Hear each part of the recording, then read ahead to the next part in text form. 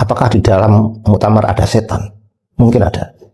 Mungkin setan dari menteri yang disusupkan atau dari yang bandani. Setan-setan muktamar itu ada. Fa'at ba'hush hasilnya fakana minal ghawin. Hasilnya karena banyak setannya. Banyak setan itu. Kayaknya secara pembacaan politik samar-samar. Nendel artikel-artikel arah-arah itu. Muktamar ini ada dalam kepungan para menteri. Ada kepentingan kekuasaan sih. Wah, ya iyalah. Dan sekarang saya heran kepada kiai-kiai yang di NU itu trendinya bukan main. Hebat. Bismillahirrahmanirrahim. Pernyataan sikap pengurus wilayah Nahdlatul Ulama Daerah Istimewa Yogyakarta dan pengurus cabang Nahdlatul Ulama se-Daerah Istimewa Yogyakarta tentang penolakan politik uang pada Muktamar NU ke-35 tahun 2026. Bismillahirrahmanirrahim. Dalam menghadapi Muktamar NU ke-35 di Pondok Pesantren Bahrul Ulum Tambak Jombang, PBNU DIY bersama PCNU se-DIY menyatakan sikap.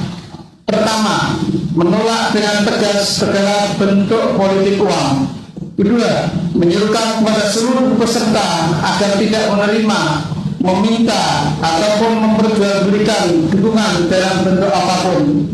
Ketiga, menyerukan kepada seluruh calon dan tim pendukungnya untuk tidak melakukan praktek politik uang, baik secara langsung maupun melalui perantara atau dalam bentuk transaksi terselubung. Keempat, mengajak seluruh peserta menjadikan integritas, moralitas, kapasitas kepemimpinan, keilmuan, keteladanan, rekam jejak hikmah, dan komitmen terhadap kemaslahatan umat sebagai dasar utama dalam menentukan pilihan. Kelima, menyerukan agar seluruh proses muktamar berlangsung dalam suasana ukhuwah, musyawarah, adab, dan kejujuran. Keenam, menyerukan kepada seluruh peserta muktamar untuk menjaga independensi organisasi dan menolak intervensi pihak luar. Demikian pernyataan sikap PBNU dan PCNU se-Daerah Istimewa Yogyakarta. Semoga Allah Subhanahu wa Ta'ala meridhoi dan menjaga proses muktamar NU ke-35 agar tetap bersih, bermartabat, demokratis, dan berkeadaban. Muktamar duit-duitan itu gimana? Itu busuk duit-duitan itu. Saya bisa buktikan. Muktamar NU ke-35 diguyur politik uang. Kiai Jombang buka suara. Jelang Muktamar NU ke-35, bursa calon ketua umum PBNU mulai memanas. Tapi ada peringatan keras dari ulama Jombang. KH Mustain Syafi'i menegaskan, pemilihan pemimpin PBNU harus bersih dari praktik money politics. Yang paling penting adalah menjiwai semangat pendiri NU, mengabdi tulus, bukan berlomba mengejar jabatan, kata Kiai Mustain. Beliau mengingatkan, adab warga NU beda sama pilkades atau pilpres.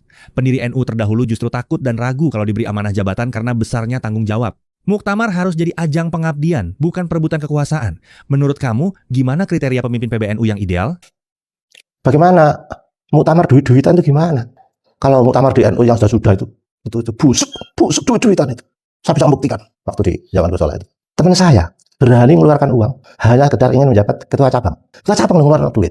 Tapi biasanya seperti itu dibungkus dengan yang halus ya, atas ini untuk uang transport. Iya, kalau uang transport harus diberikan kepada lembaga. Biar lembaga yang memberikan. Tapi itu uang, alasan diberikan uang transport itu untuk dirinya. Untuk milih dirinya, nggak milih diri kan dikai. Kamu mau nyumbang kita transport.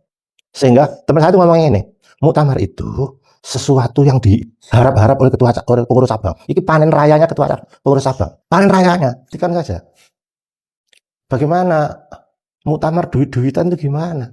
Picek-piceknya. Bukan sekadar kabar burung, dugaan politik uang di Muktamar ke-35 NU disampaikan langsung oleh Kiai Mustain saat menjadi pembicara dalam acara diskusi Muktamar ke-35. Kiai Haji Mustain Syafi'i dari Tebuireng menegaskan adanya uang muka, panjer, suara, bukan uang transport. Beliau geram dan menyebut pelakunya paham fikih tapi berhati buta hingga melabelinya sebagai kemungkaran ulama fasik. Kalau urusan ormas keagamaan sudah kemasukan politik uang begini, apakah masih relevan dengan perjuangan kemaslahatan umat? Tulis opini kamu di kolom komentar. Tapi yang paling menyakitkan kami para kader muda NU adalah beliau yang diusung tidak cukup mumpuni untuk disebut sebagai ulama. Dengan segala hormat saya pada Kiai Abdul Hakim Mahfud, Gus Kikin.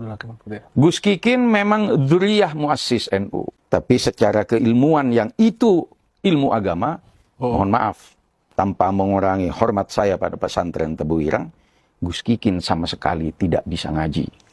Kita semua mengetahui apa yang perjalanan panjang yang sudah dimiliki oleh saudara Khairul Rahman atau Lelur lebih populernya.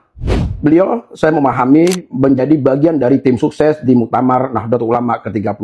Tapi sangat saya sayangkan, seorang kader Nahdlatul Ulama, seorang santri yang sangat luar biasa, bergaul dengan para ulama, para masyayikh, tentunya dia punya akhlak yang baik. Tapi kita memahami pernyataan Lelur sangat menyakitkan bagi para santri yang ada di Pondok Pesantren Tebu Ireng. Apakah kita tidak tersinggung bagian dari Pondok Pesantren Tebu Ireng? Saya minta kepada Khairul dan lebih populer Lelur untuk meminta maaf kepada pengasuh Pondok Pesantren Tebu Ireng dan bisa ngaji bareng bersama Kiai Kikin. Anda begitu literasinya luar biasa, tapi Anda tidak punya akhlak yang luar biasa. Negara aja ada KPK-nya kok. NU buat KPK sendiri, KPK NU. Bagaimana caranya? Yang menjadi pejabat, contohnya Rois Am. Gak usah mikir ada-ada. Rois Am biyen iki lho punya apa? Mobilnya kijang mai sempit. Saiki mbombo. Mobil-mobil mewah parkiran, omahe tingkat ono live pisan. Ngene iki masuk omahmu ono live ta. Lah itu perlu diaudit. Cara audit ikut Sayyidina Umar, pembuktian terbalik. Yang diduga itu diambil, seret, ya bersangkutan dipanggil, buktikan kalau ini halalan thayyiban. Kalau bisa membuktikan, balik. Kalau nggak bisa membuktikan, uangnya malah nggak balik. Jadi KPK di pengadilan di Indonesia barang itu, beberapa kasus itu sikat seret, suruh terbalik, jangan gitu. Karena itu maka dibutuhkan jaksa yang betul-betul hakim, yang adil.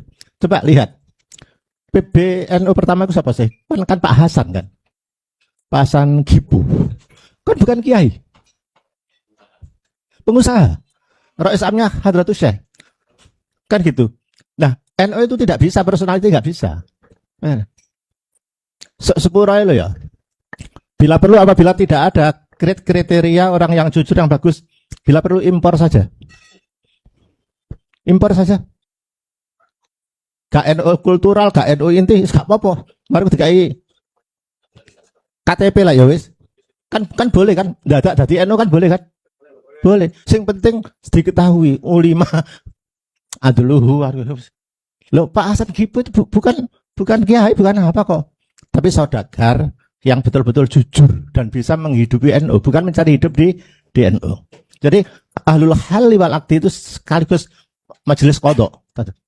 Memantau semua. Apabila pejabat itu kok diduga ada sesuatu sayun bisa diadili dengan pembuktian terbalik. Bila perlu Rois Am diberhentikan di tengah jalan karena terbukti itu.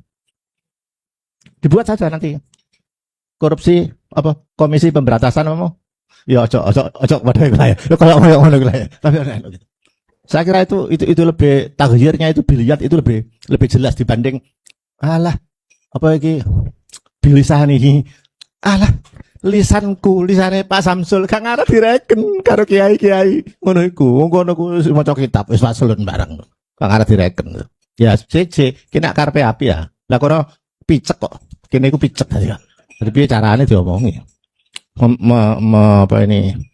ngomongi orang nggak sadar itu kan susah. Lebih baik membangunkan orang yang tidur dibanding membangunkan orang yang pura-pura tidur. Barakallahu fikum. Beliau yang diusung tidak cukup mumpuni untuk disebut sebagai ulama. Dengan segala hormat saya pada Kiai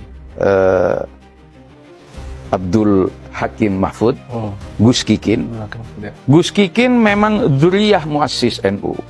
Tapi secara keilmuan yang itu ilmu agama, mohon maaf, tanpa mengurangi hormat saya pada pesantren Tebu Ireng, Gus Kikin sama sekali tidak bisa ngaji. Kita semua mengetahui apa yang perjalanan panjang yang sudah dimiliki oleh saudara Khairul Rahman atau Lelur lebih populernya. Beliau, saya memahami, menjadi bagian dari tim sukses di Muktamar Nahdlatul Ulama ke-35. Tapi sangat saya sayangkan, seorang kader Nahdlatul Ulama, seorang santri yang sangat luar biasa, bergaul dengan para ulama, para masyayikh, tentunya dia punya akhlak yang baik.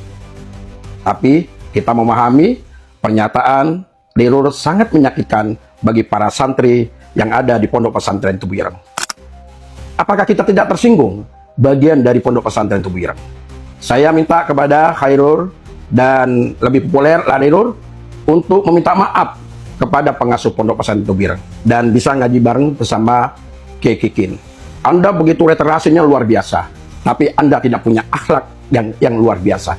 Wassalamualaikum warahmatullahi wabarakatuh.